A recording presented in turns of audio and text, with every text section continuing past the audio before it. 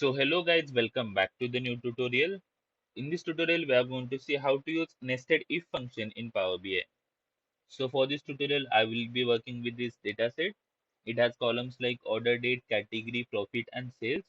Now let's say we want to create a new column in which there will be three categories for sales. Let's say all the sales value which are less than 200, they will be categorized into low, between 200 to 400 medium, and all the values which are greater than 400 they will be classified into category high. And for this again we have to work with if conditions because there are conditions over here. Now let's see how we can do this.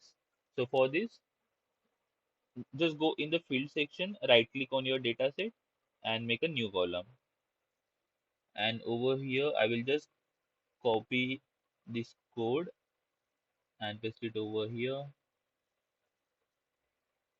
So this is basically my column name in which I have one if condition.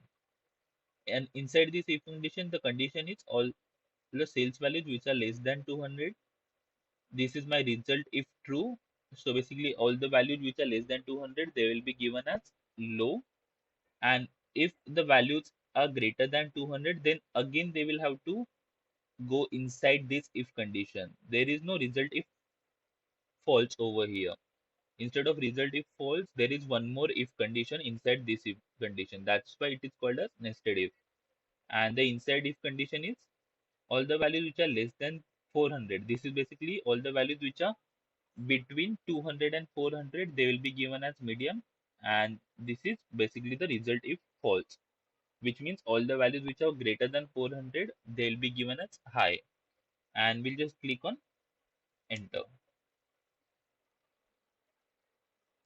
So as you guys can see, all the values which are less than 200, they are low.